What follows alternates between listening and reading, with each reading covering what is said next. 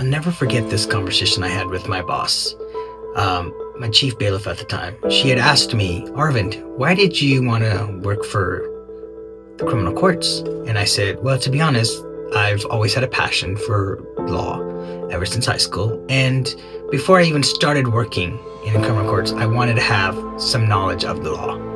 So I took classes at Ivy Tech. They included Intro to Legal Studies, Civil Procedure, legal writing, and legal research. So, they taught me how to write a motion and a proposed order, writing case briefs, memos to and from the court, all those things you would need to know how to do in a court, in law, without, going to fully law school yet. So I felt like once I had a grasp of just like the minor things, I felt like I could get into criminal court.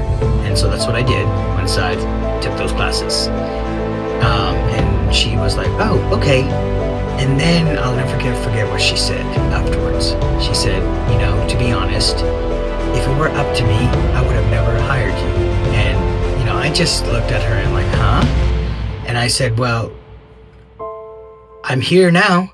So, doesn't make sense what you're saying. And she said, and I asked her to clarify. And she said, well, if it were up to me, I would not have picked you. I would have picked the girl who was hired on the same day as you.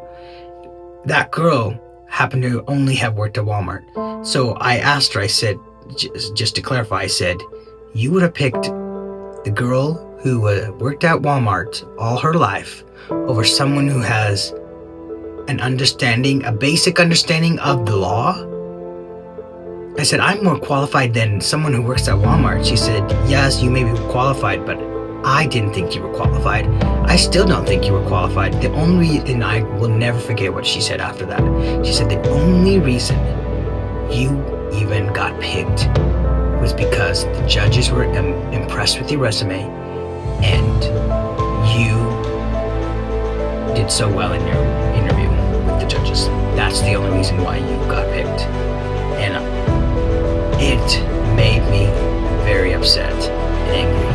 But I didn't show it, because I held myself to a higher standard. But that always stuck with me.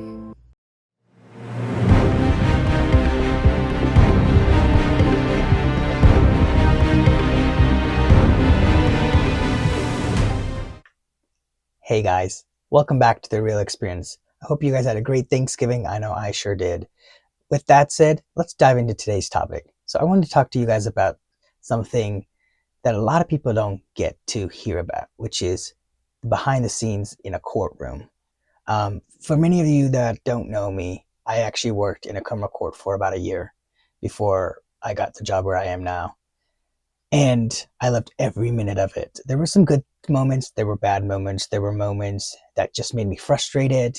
But overall, it was a great experience and it taught me a lot. So before I even thought about even applying, I had worked for the city of Fishers. Shout out to the city of Fishers. They're a great city. It's actually where I'm from. And at the time I was talking to my boss and I told him he knew I was interested in law. And he actually was one of many people who pushed me to like, you should pursue your career, your dream career, which was law. I have always had a passion for that ever since I took a class in high school, just ran with it. Eventually, at the time, I wanted to go become a lawyer, but I didn't know how that was going to happen. But I just knew I had to figure out a way. And, when you work for a city, municipal, or any government entity, there's a site called GovJobs. It's basically, you can call any county, any city, and it'll pull up all the different jobs. And I remember typing in a criminal court, and there was one for a family court, and I knew at the time I didn't want to go into family law or civil court. It sounded very boring. And so there weren't any criminal openings. And then a few months later, I told my boss, like, hey, there's a criminal court opening in such and such county. And he's like, Arvind, you would be stupid not to take that job. Don't be like me and get stuck in working for the city. I have a great job here, but if I had the chance to redo, I would have pursued my career in something different. So he said, don't make the same mistake I did and stay in the same job. Go look at different opportunities. And so that was an opportunity. So I applied. I didn't really think I was going to get it. I mean, I didn't have any legal experience. I did at the time. I was at Ivy Tech taking some community college classes. I was taking civil procedure, intro to legal studies, legal research, and legal writing. Loved all of those classes. Did really well in them, most of them. And so, I updated my resume, and so I applied. I got a call back from the chief bailiff saying, we'd like to do an interview. The judges would like to do an interview with you. And so she gave me the link. And so it was the presiding judge and one of the magistrates in that court. And I remember, I will never forget that interview. It went so well. The judges were so impressed with my resume. They were so impressed with how I interviewed. I got a call back a week later, and the chief bailiff was like, hey, the job is yours if you want it. If you don't, please let me know so I can pass it on to the next person. And I said, nope, I'll take it. And I was so excited. I called my mom. I told my boss, I was like, I said, I have some exciting news. It's good. It's bittersweet because I'm finally pursuing a job in the legal field, which I've always wanted. And he was excited for me, and he said he was going to miss me, and I love that boss. He was great. And I also told my mentor, who was also working for the city at the time, told him, and he said that's a great opportunity, and he was also happy for me. So it was overall just a great experience. And so I, before going into it, I knew what court was going to be like. I knew it was going to be like Law and Order, like all the episodes I used to watch. I knew it wasn't going to be anything like that. If anything, it was going to be like court TV, which if you've seen court TV, then it's not always, dramatic. So, so the court I worked in was a lower felony court. In Indiana, we have major felony, and then we have lower felony. So lower felonies include, misdemeanor cases, domestic violence cases, battery assault, a lot of possession of marijuana, drugs, substances, illegal substances. And what was cool about the court that I worked in, it was, we had an adversary docket, and then we had a drug court docket. So for those who don't know what a docket is, it's basically like a court calendar. And funny story is, as I started that job and learned a lot, I was the only one who would call the court calendar a docket besides the judges. None of the other court staff in my court ever called the docket the docket. They always said, Judge, we put it on your calendar. Judge, we put it on the adversary docket or the adversary court. So there was some lingo that I picked up that I still sometimes use today, because it's fun, even though I don't work there anymore. And that's one of the words. But so there's two dockets: adversary court, which is basically like your level 6 felonies, your misdemeanor cases, and then you had drug court. And drug court in Indiana is a problem-solving court. It's in every county in Indiana, and it's actually under the umbrella of problem solving. There are 3 types of problem-solving court. There is drug court, there is veterans court, and there's mental health court. And the judge I worked with, he did adversary level 6 misdemeanor cases, and he also did drug court.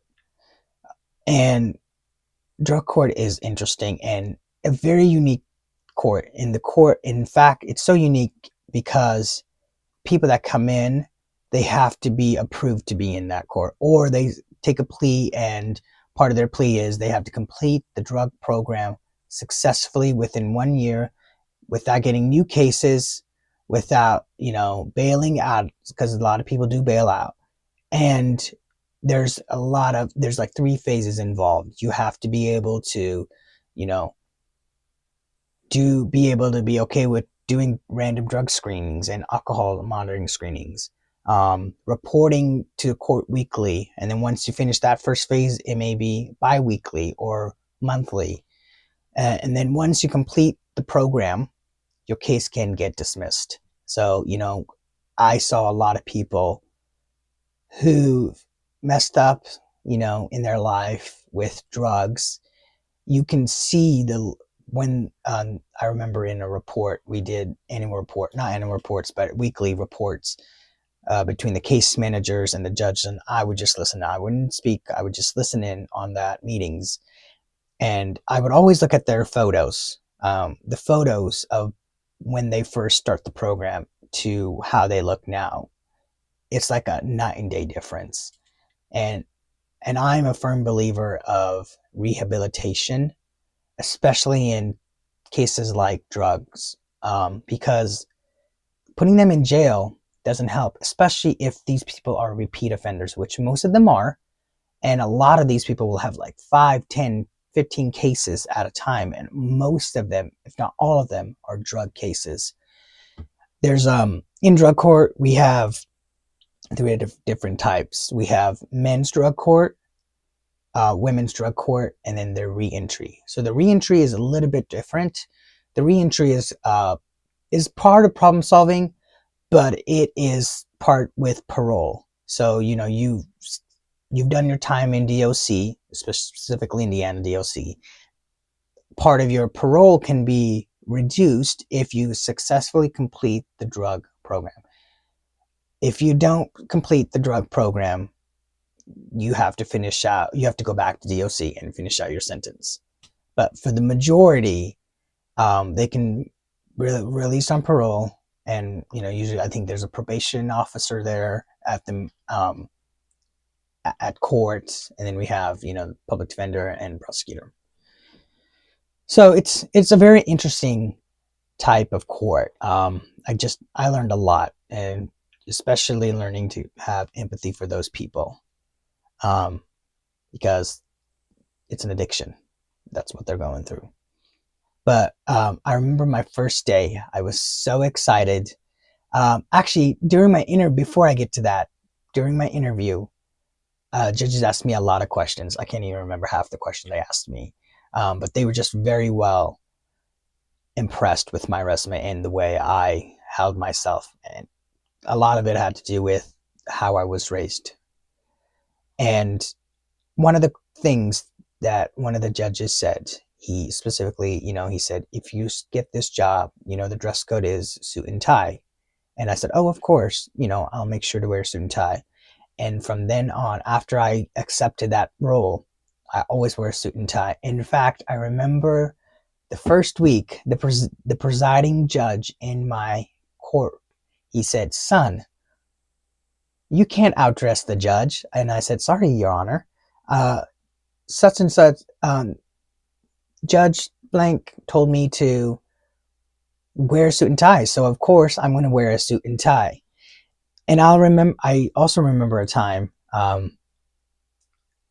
in the courthouse, there's 2 elevators. There's the public elevator, and then there's the staff elevator. There's 2 staff elevators. There's the judge's elevators that go specifically to the judge's parking lot or garage now. And then there's the staff elevator behind, on the other side of the building. I always took the judge's elevator to go into our drug court. And I would ride with a lot of different judges. It's always fun to talk to them because they are also people, when they wear the robe, they're a judge. Most of the time they carry their robes before they enter their courtroom. So I always took the opportunity to network with judges, tell them who I am, which judge I was working with, and, tell them like, yeah, I want to go to law school and blah, blah, blah, and maybe become a judge myself. It's nice to connect with those judges. And this judge particularly, I remember, she was so nice, always has been, and she swore me into a position I can't talk about now. But I had later reached out for a recommendation from her. And I said, I don't know if you remember me. I used to work with such and such judge. I was wondering if you could give me a recommendation. And she's like, oh, I absolutely remember who you are. You were one of the well-dressed court staff in this county. So I do definitely know who you are. And of course, I'll get you the recommendation. So it's always best to dress for success, in my opinion, and dress for the part you want, not the part you have. And I always live by that too. And so the first day I walked in, I was so giddy. I felt like a kid at a candy store. It was so much fun. I went through the security. I was in front of the receptionist, and there was an older lady and another lady, and I said, "Hi, my name is such and such. This is my first day. I'm going to be working for this judge. Um, can you tell me where I need to go?" And they're like, "Oh, just have a seat. Our HR person will come and get you, and they'll take you up to the 10th floor for your orientation." So that was fun. Um, During orientation, I took notes, and we there had a couple judges come in and talk to us. The HR people had told me, it takes 6 months to learn your position, and by golly, they were right. It takes you 6 months, especially depending on what role. If you're in like the jail side, it's a little bit less, but if you're in the court staff side, it does take you at least 6 months to learn your role fully. And you know, I loved that job. And then on my first day in the courtroom, I got to, it wasn't really a trial. It was more like sentencing and plea agreements. In fact, the majority of the cases that we saw, we always pled them out because, number one, the jail, even though it was brand new, was overly booked. We had a lot of people coming in, and some of those were major felony cases. Um, and so for lower felony cases, there's just no reason for them to keep them in jail for so long when they can go to like programs like beyond probation or community corrections, or putting them into the drug program, because a lot of these cases, again, were drug offenses. So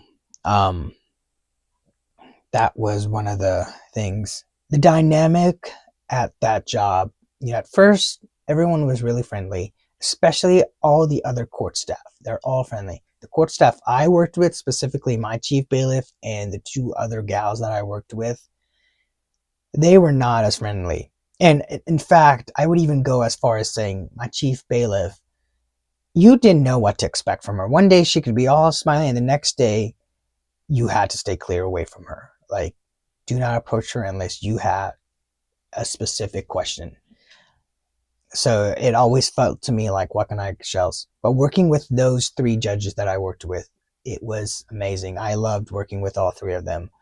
Um, but, so, I remember the first day. So the things I did in court was, my title was the bailiff. So, and when I told my family that I got a job as a bailiff, they're like, "Oh my gosh, are you going to be bringing criminals in and out of court?" And I was like, "No." I said, "I am not security." And because they're like, "Oh, thank goodness, because you're a short person." I was like, "Yeah, are you kidding me? You think they're going to take a 5'3" Indian man seriously? Absolutely not. I mean, I wouldn't even take myself seriously if I was the criminal. But I just thought that was funny when I told my family about that. Um, but they were all happy for me. And so on my first day, I was calling the cases, and my chief bailiff, she drilled this into me. She said, "When you're in that courtroom, you run that courtroom to an extent, meaning you making sure that there's order. You make sure that judge has all of his files there.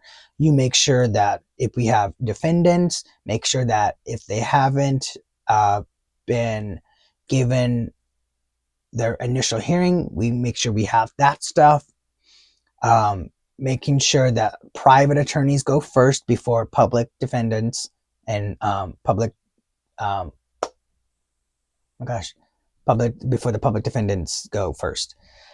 So I was basically making sure that people weren't on their phones and texting, calling, whatever, eating food and drinking stuff. I had to make sure of that. And I remember one time my chief bailiff, she was very loud. And previously, before she became a chief bailiff, she worked in major felony for, I think, 10 years. So it toughened her up a lot. And I wasn't so as tough as her. I was actually much more soft-spoken, except for when it came to yelling at people. That was the only time I wasn't soft-spoken. But for the majority of the time, I was very friendly. And I think that's one of the dynamics that never really worked for them, because my boss said, you have to be tough on these people. You have to not come across rude, but you have to, show them who's boss.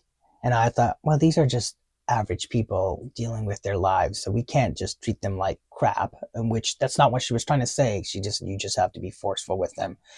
And I never got that, except for when I saw phones, and I would say, Your Honor, I have to interrupt. And he would stop what he was doing, and I'd be like, put your phones away. And I would say that really loud. And one point, my chief bailiff pulled me out. She's like, you don't have to yell that loud. I said, well, these people have to hear me. She said, that's why we have microphones in there. But, so my job was to call out cases, make sure there was order, maintain order in the courtroom. Court reporting, which wasn't really court reporting, it was court minute taking. So basically what I would do would be something, for an example, it'd be like, defendant was present with counsel, plea agreement entered with license suspension. Short, very short notes that if we went back on the record to listen to, we could like, oh yeah, this is the plea agreement. Count 2 is concurrent with count 3. Count 4 and 5 are dismissed. Those are just like court minutes that I'd be taking.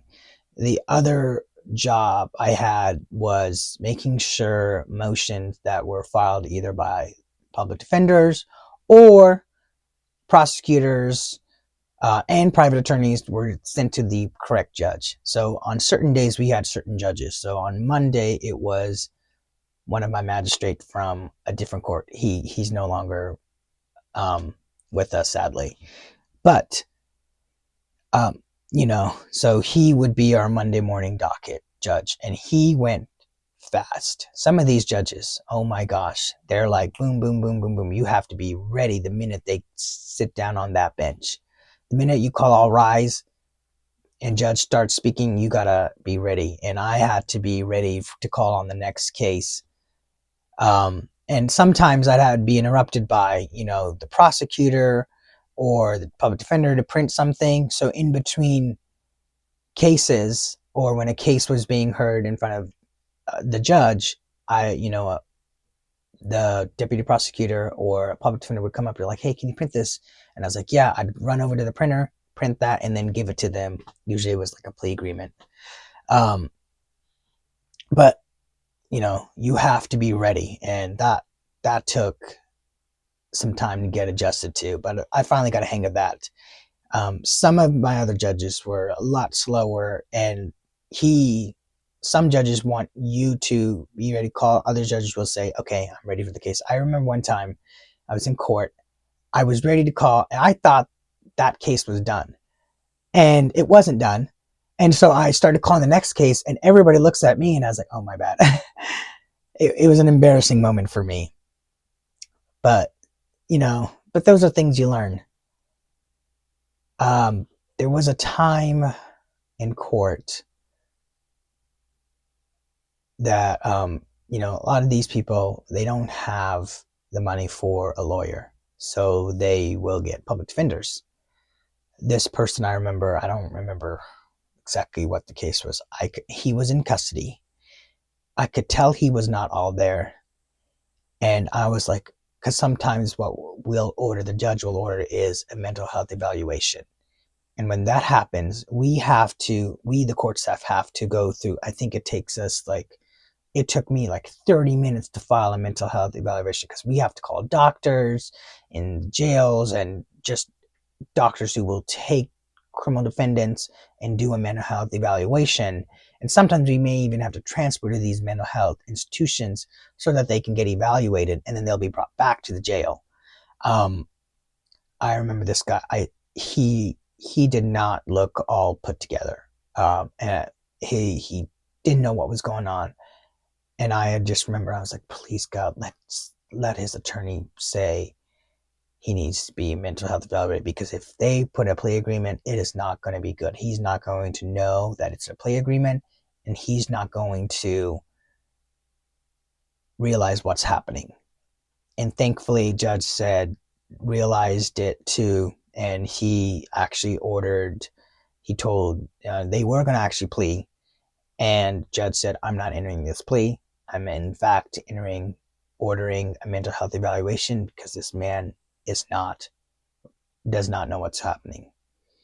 Another time, and because this county is so big, we had a lot of different, there's a lot of different languages. So we have to have interpreters.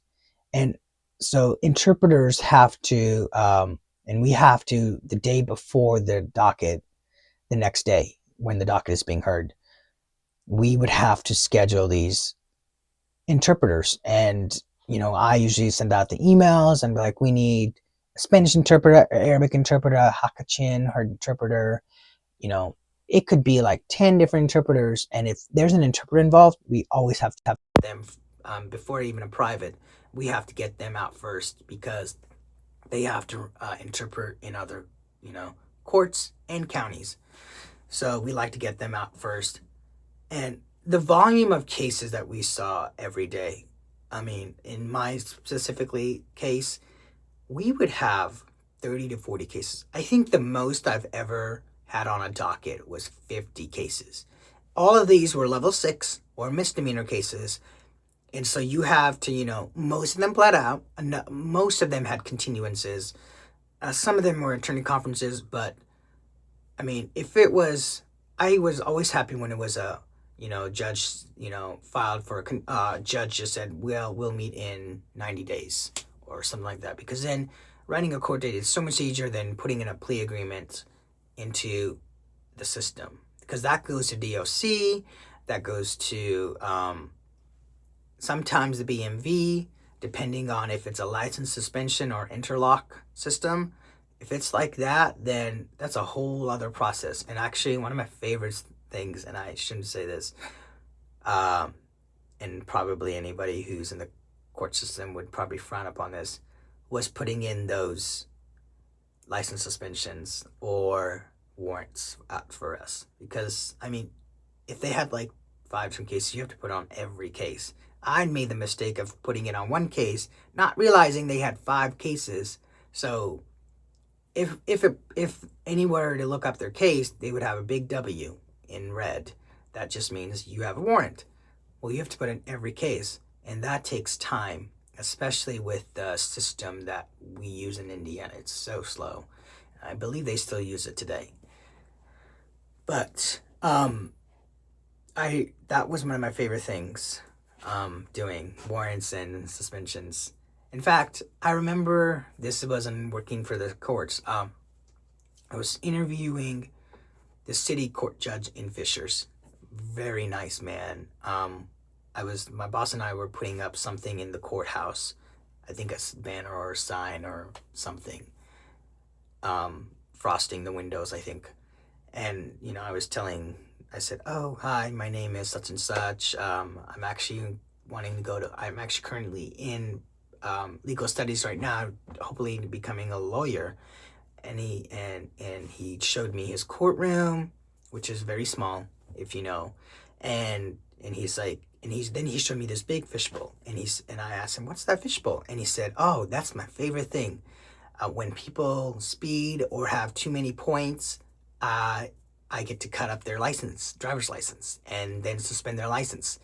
And that's one of my favorite jobs because, of course, he's a city judge, so he can do that. And I was like, oh, that's so cool. He's like, yeah, this is a collection of every person I've ever suspended their license or revoked. And so I just cut up their license and I put it in this fishbowl. So that was one of those, wow, interesting, cool moments and when I worked for the city. But back to being in criminal court. There was a time, it literally felt like a Law and Order episode. It was a private attorney. It was a bigger guy and very sweet man. But as soon as his case got called, which I called his case, he was like so dramatic. He's like, Judge, we need this and this and this and blah, blah. And I looked at Judge. And Judge looked at me. I think I just rolled my eyes, and I was like, oh my God, this is literally like an episode of Law and Order SVU because of how dramatic he was. And judge is like, okay, first of all, calm down. This is a plea. This is a plea agreement, or it was either a pretrial conference or a plea agreement. And he's like, we do not have to be that dramatic. This is not federal court. And first of all, you should not be standing. And I remember he said that a lot. In levels in county courts, people don't usually stand because it's not federal court. And I remember actually at my job, I had to go swear in an attorney. I got to watch a swearing in of an attorney in a federal court, and everybody there stands because that's the respect you show to the judge. In county courts, you just sit down, and a lot of these private attorneys don't know that because in law school they're taught to stand, is what I was told. So he told him to sit down, to take a deep breath, and told him this is just a pretrial. We are not going to jury. This is not a jury trial. So save that dramatics for trial. And then he asked him what he needed. And then so after he calmed down, the attorney told him, oh, we'd like to enter a plea. And we were told license was getting suspended, but we agreed to not suspend license, but go to defensive driving school and whatever it was. But after that happened, I was like, oh my gosh, I hope this never happens again. And it didn't, at least not when I was there. I remember, and a lot of people don't know what this is called, but it's, these are people, oh gosh, I just got the word. Sovereign citizens. So basically, what a sovereign citizen is someone who doesn't believe in like the American Constitution and just the rule of law. They just do whatever they want to do, and they don't have to abide by it, even though they live in America. They don't consider themselves U.S. citizens. I don't know where they came from. I wish I knew. But I remember this guy. He came in. He said he was a sovereign citizen, and he went on and on about the Constitution and blah blah blah. And he's like, I looked at the judge, because I had a different sovereign citizen, and they're all alike. They think they know the law when they really don't. They'll cite the Constitution when it really doesn't need to be cited, and blah, blah, blah. And judge looked at me, I looked back at him, and I just smiled. And judge is like, okay, well, first of all, I'm glad you know the Constitution, but if, for your information, I've actually practiced law, and I'm the one wearing this robe. So what you're saying doesn't make sense to me because legally is not a thing. And so he said, what I'm going to do for you is we're going to continue your case. And that's what ended up happening, because the guy didn't know what he was talking about. No one did. I mean, sometimes with these sovereign citizens, you just have to let them talk. Another time, I remember, so like I said, a lot of these cases plead out. I was, my chief bailiff, she wanted all of us to be trained on jury trial. And in fact, we had but the time I was there, for the whole year that I was there, we had 2 jury trials. The first one, I was excited, and I was like, I want to be, trial. I didn't get picked. I had to run the adversary docket, and I had to run drug court docket, which is fine with me. I love doing both of those. But I really wanted to watch jury trial and, bring in the juries for voir dire and just sit and watch the trial happen. So I can get a little grasp of how these attorneys act and how they present themselves in trial and what, kinds of defenses they use in trial. To me, to an ordinary person, that sounds boring. To me, it was exciting. And so I was in judge's chamber with one of my other judges, the chief bailiff, and another bailiff. The other bailiff was going to run the jury trial. My judge told me, you're in charge of adversary docket and drug court. And I was like, okay. And so that's what happened. Well, come to find out, the day of jury trial, they pled. They did a plea agreement on the day of jury trial. To me, I said, are you kidding me? Because as a court staff, we have to let jury pool know which is basically like our jury system, know that, hey, we're having a trial a week before we have to let them know, and then the day before we have to let them know, yeah, this jury is still going to continue. So because they have to give us a jury room.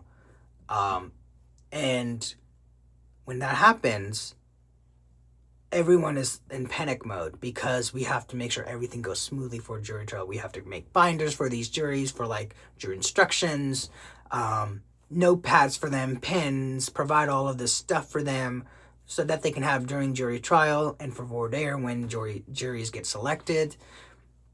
So it's a huge thing. And then to come on the day of to have the prosecutor and the public defender agree to a plea agreement, it throws us off, which also means that court that could have been used for someone else can't be, because they also have to change it in the TV monitor system what case is being heard for jury trial. So, it throws everyone into panic mode. And another time, there was another trial that was going to happen, and I think it ended up being a bench trial because one of the key witnesses wasn't there. And if that happens, I think they can either call for a bench trial, or they just set it for a different date for a trial. And that usually ends up happening a lot too, where the witness couldn't make it or something happens along like that. I remember my chief bailiff, she wanted all of her staff, bailiffs, to learn the process of being on jury. So she told us, go for the day, morning, go sit on a jury. It doesn't matter which jury. I remember walking in, and it was a child essay case. And it was, I can't go into the details of the case, but you can imagine what the case was.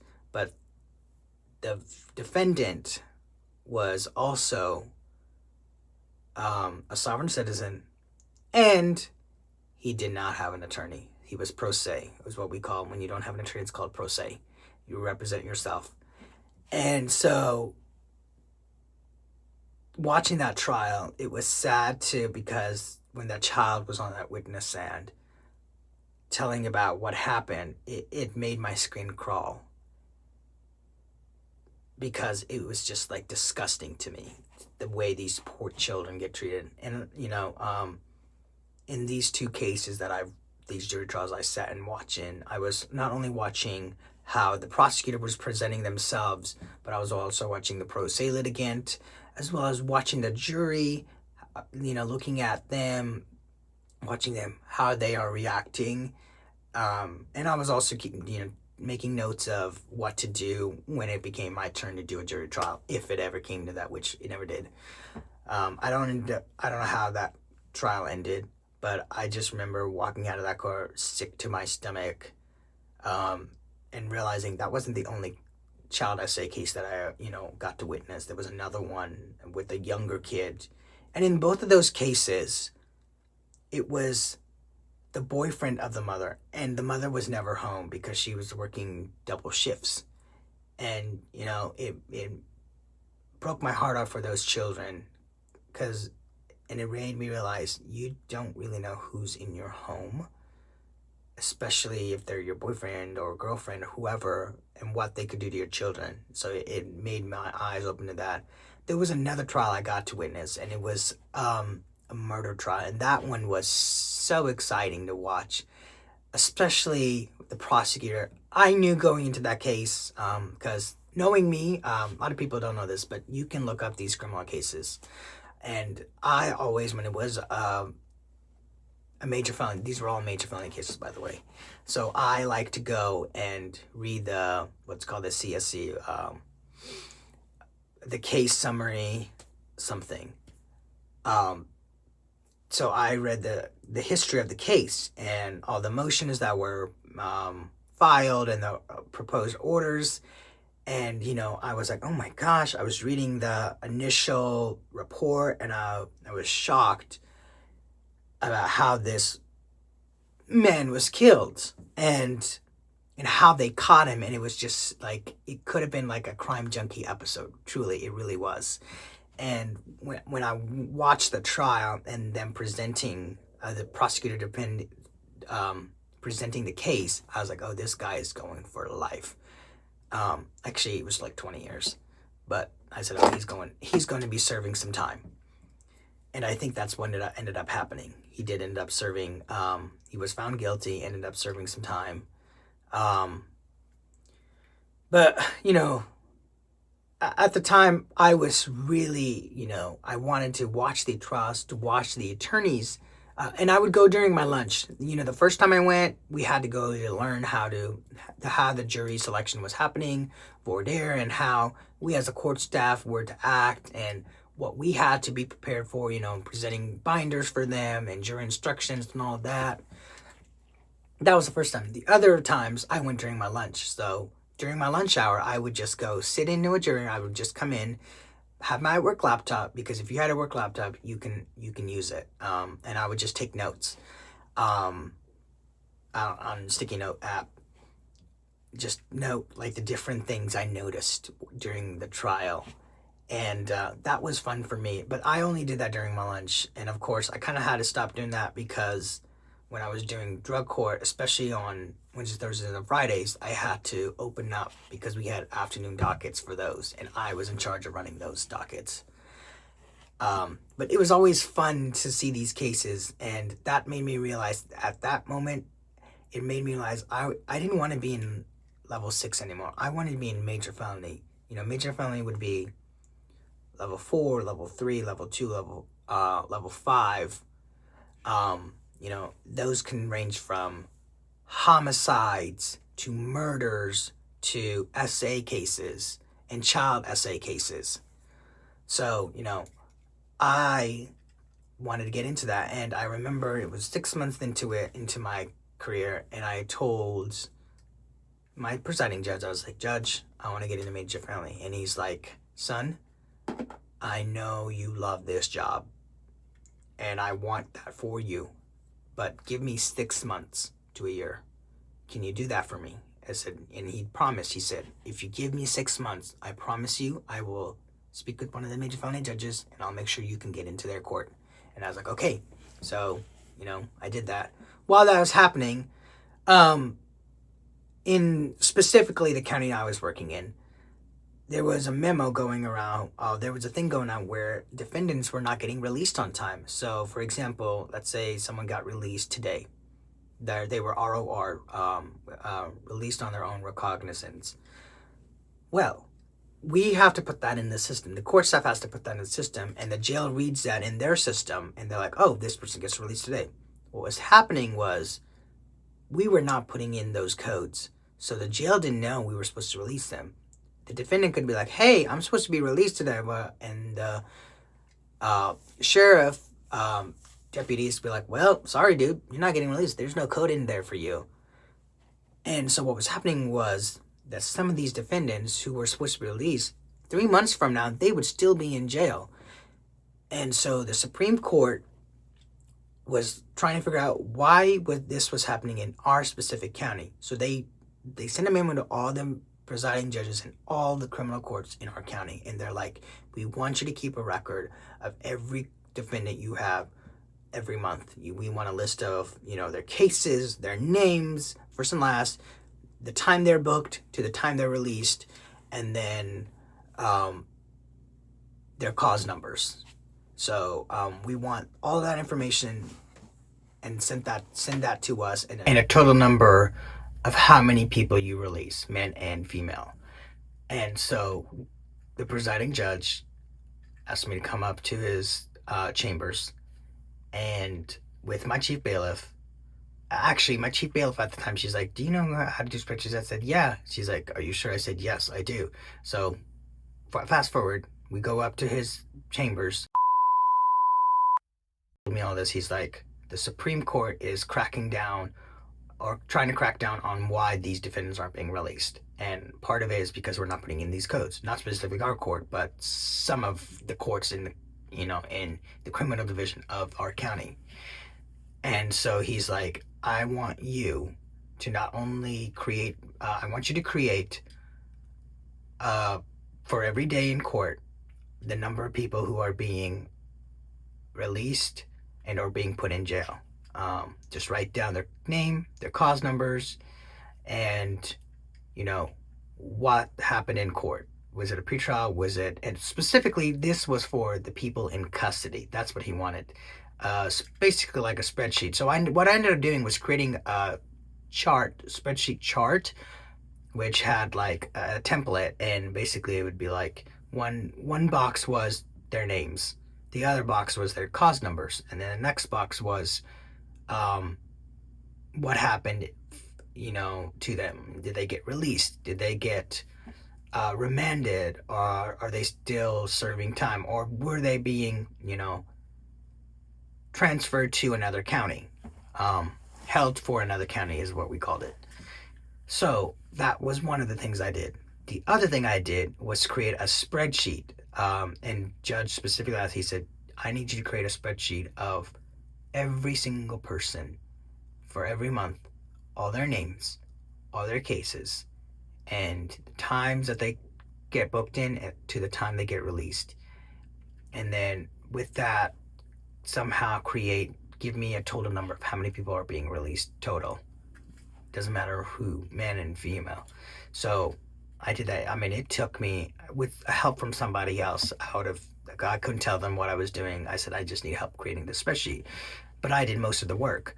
It took me, like 4 hours off, during like the weekend to figure out how to create this spreadsheet. And then once I finally did, and I plugged in all that information, it would give me a total number. And, as I would go through that spreadsheet, sometimes I'd be like, oh, wow, this person has been in this court 5 times within a month. Or this person has been in court this month and last month, but 3 times.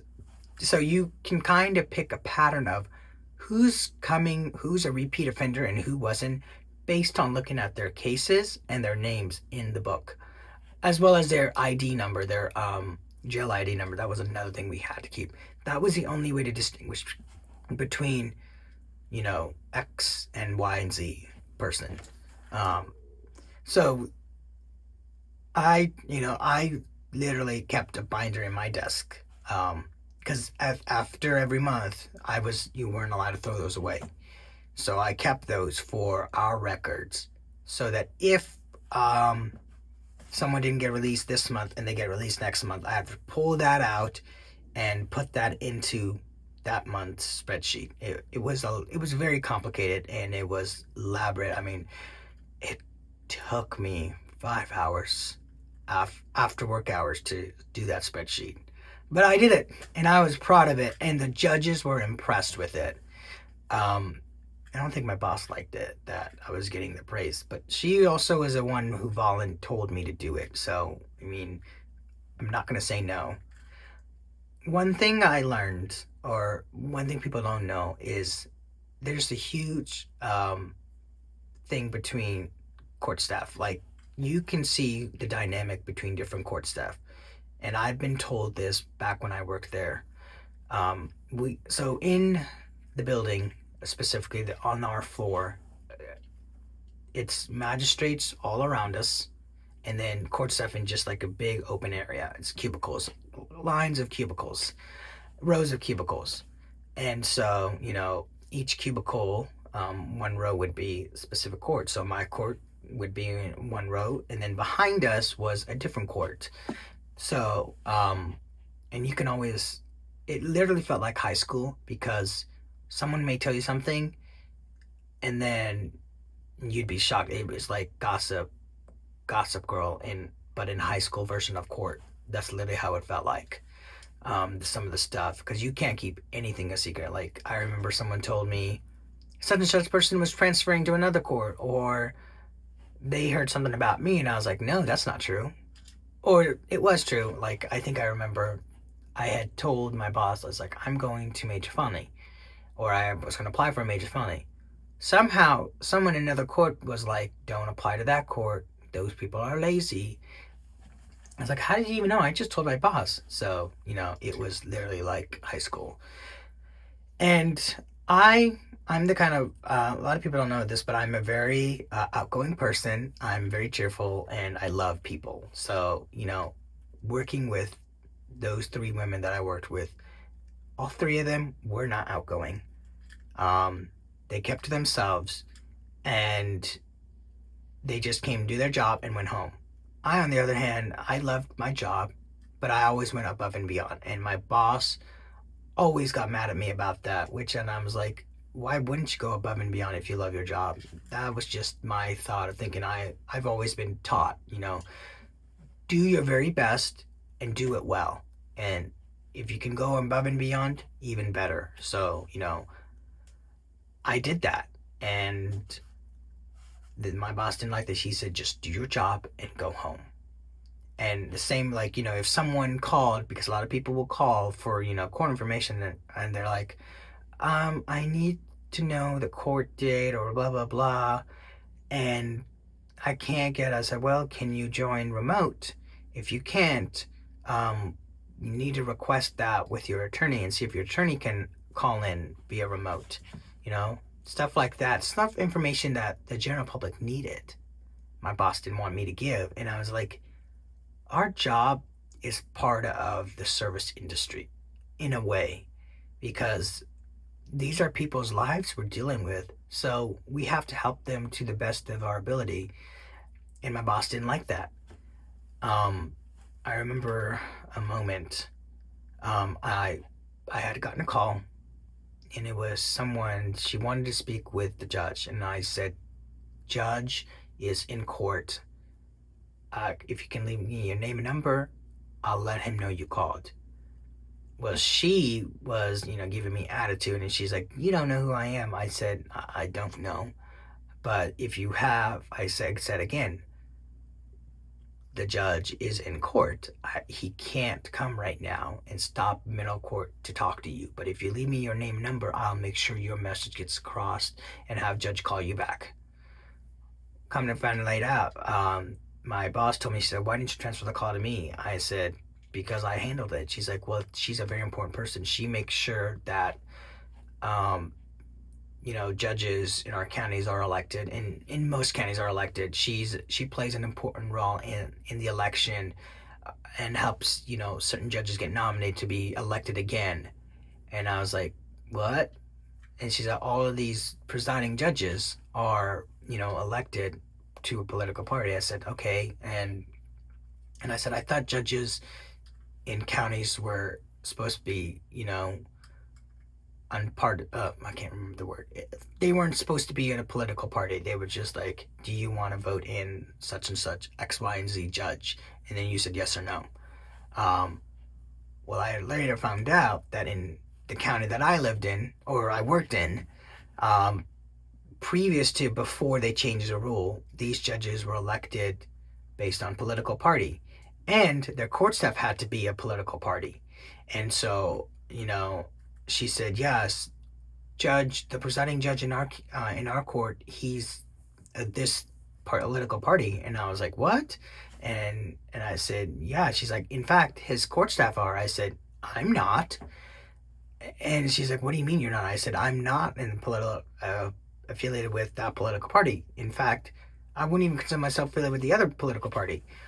But the point is, I told my boss, I said, why does it matter if I am affiliated with a political party that the judge is or not? She told me, she said, you cannot tell anyone that you are on the opposite political party, because if people find out, you will be the reason why our presiding judge doesn't get elected, and we will all lose our jobs. She said, keep your mouth shut and don't let anyone know you are on the opposite end. I said, I had no idea. She said, how did you not know when you applied? I said, when I applied for this position, I applied because I wanted to do good for the community, and I wanted to work in the criminal justice system and learn. I didn't apply because the judge was a certain political party. And in fact, I said, judges should not be, making rulings based on their political parties. They should be making it based on the rule of law and what the law and the Indiana statutes tell them to do. That's what they should be doing. They should be looking at the codes, the Constitution, the statutes. That's how they should make their rulings, not because of their political party. And she's like, well, whatever you do, don't tell people that you are on the opposite political party, because if you do, um, judge will not get elected. And so, and I was like, okay. So I kept my mouth shut. And it was actually the year that I was there, he was up for a re-election. The next year he was up for re-election. So I had to keep my mouth shut. Another time, I was in drug court, and I I like everyone. I do. My chief bailiff I didn't like, and there was this other, and her niece. I did not like her niece because she was mean. She wasn't nice. When you said hello, she never said hello back. And I get it. Most people aren't morning people, so I would let her get settled in and whatnot, and then say hello and see how the weekend was. And she would either give me one word answers or not answers at all. So then I finally just stopped. And I remember I was going to a drug court, and I had told, then my boss at the time said, make sure you print the docket because we'll go over it for a plea agreement or something. I printed the docket. Well, when I printed the docket, it didn't print all the cases. It only printed like 10 of the cases, and it was something with the system. And so after court ended, my chief bailiff came down, and she looked at my printed docket, and she's like, why didn't you print these dockets? I said, I did. I said, it didn't print them all. And she's like, she started yelling at me.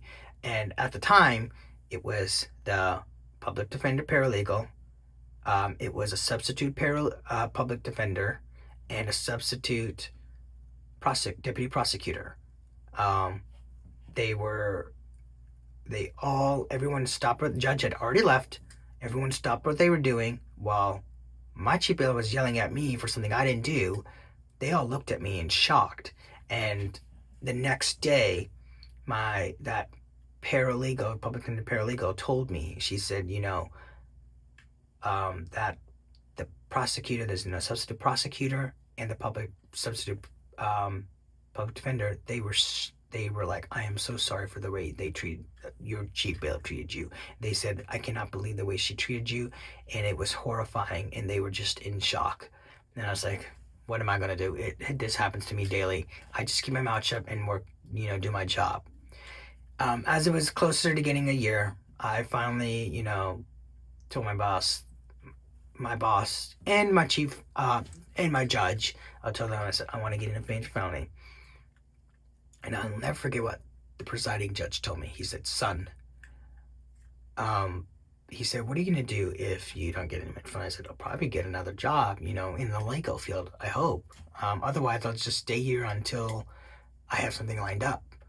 He said, son, your heart's not in my court, and I need people whose heart are in my court. And for that reason, I hope you get into major felony, but you have 1 month to get either into major felony or find another job. So, to me, I was like, what just happened? I also was at the time moving to a different apartment. So not only was I looking for a different job, I had not an ultimatum. I got an ultimatum from my presiding judge telling me you have 1 month to either get into major felony or find another job, or you're out of a job. And I was moving, so it was like that stress with the ultimatum. I was rushing to get into major felony. So I applied to 2 different major felony courts. The judge that I first applied to, actually both of these judges worked with each other. The presiding judge of the other court was a magistrate under the older presiding judge. And I interviewed with both of them. I told them, I said I didn't get a lot of experience. I didn't get a lot of training from my boss with putting in pleas and whatnot. But I said, I'm a very fast learner. I'm very outgoing. I will be great on your team. And I explained them, I said, I have these skills. Just basically telling them what I've learned, why I would be a good fit. What I didn't tell them was that my judge gave me an ultimatum, because I didn't want them knowing about that and then feeling sympathy for me and, hiring me because a different judge gave them an ultimatum. Well, I didn't get a job with either of those judges. because they went some with someone else with a little bit more experience. I, I ran into the older presiding judge, um, in the judge's elevator. I was going to court. He was going to court for either jury trial or, pretrial conferences. And he was in major felony, as I said. And so, I said, "How are you doing, Judge?" And he said, "I'm doing good." And then he brought it up. I didn't say anything. He said, "I wanted to say, I am so sorry for the way your presiding judge treated you." I said, "What do you mean?" He said, I heard about what happened to you, about how your presiding judge gave you an ultimatum. And I want you to know that is never okay. That is not a way a judge should treat their staff. And I want you to know I would never, nor will I ever do that to my court staff. And if you were in my court, I would have never done that to you. And what that judge did to you was so wrong. And he said, asked me, why didn't I tell him? And I said, Judge, I said, thank you. And I said, I didn't want to tell you during the interview process because I wanted you to hire me for my work ethic and for the skills that I've already, have. And my resume to speak for me.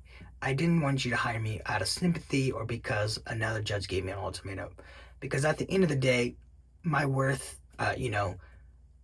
my job, you can only know a person based on their work quality. And so I wanted my work quality to speak for myself. And so, he said, that is very, commendable. And he said, to keep doing what you're doing and hope you get something, Well, I later talked to a deputy prosecutor. His wife had worked at this huge law firm, and I got a job with working for a really good law firm. So it ended up working out, but I was promised something and I didn't get it, and it hurt, but I moved on. And the other judge also, he was like, "I'm sorry about what happened to you." And I was like, again, I said, I didn't want you to know. Or I went up to his chambers and I said, "I'm actually leaving in 2 weeks. I wanted to say thank you for giving me an opportunity to interview with you."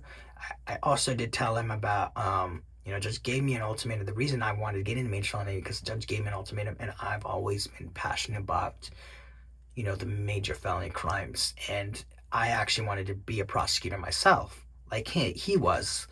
And I told him, I said, I I wanted to learn from these attorneys who are currently prosecutors and become one of the best prosecutor in the world, and win every case if I could.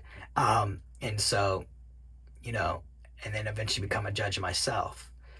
And so that was going to be my opportunity to learn from them. But I said sometimes that didn't work out, and and I didn't want to tell you about judge's ultimatum because I didn't want you to be influenced by that and pick me because you felt sorry for me. I wanted my work ethic to speak for myself, for who I am.